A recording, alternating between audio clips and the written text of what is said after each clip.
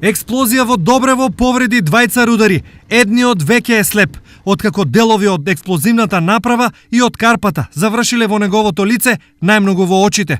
Се работи за мултипли посекотини и повреди во лицевата регија. Повредите се санирани во операциона сала. Поради специфичноста на повредите на двете очи, пациентот е транспортиран на очната клиника во Скопје. Тешко повредениот рудар е на само 40 години, татко на 2 деца и единствен хранител на семејството. Неговата несреќа денес ги потресе сите во Пробиштип, најмногу оние што лично го познаваат. Ја и мајка уплаките вале, како не? Прв ден покнам од одмор и до работа. Од одмор се верна и несреќа. Сите повредени до сега. Несреќа, прв ден.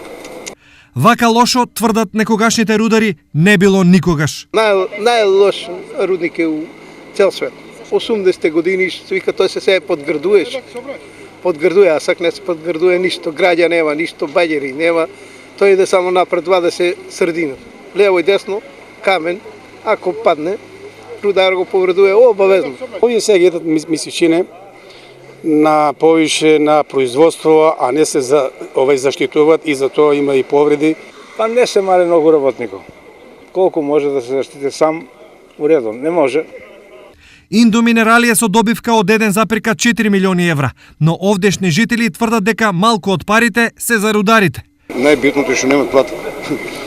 Најбитното е што на основна работа.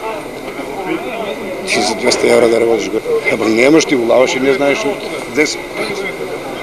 Земја. А па како дојде овие па ептен. За непол месец ова е 6-та несреќа во рудникот, што на Пробиштип му дава лош имидж. Што за ова мислат од општината? Ние како локална самоуправа, иако немаме директно ингеренции врз работата на рудникот, јас како градоначалник, бидејќи потекнувам од таа компанија, од таа дејност, навистина сум загришен и постојано сме во контакт со раководството на рудникот, каде што се трудиме пред се да се преземат што е можно повеќе мерки во делот на заштита на работниците, значи за нас и за мене безбедноста е најважна. Што е причината за последната рударска несреќа, се уште е непознато. Одговорот треба да го даде увидот кој го прават полицијата и инспекторатот. Инаку, вториот повреден рудар, 51 годишниот Зоран Т, е со лесни повреди и тој веќе е пуштен на домашно лекување.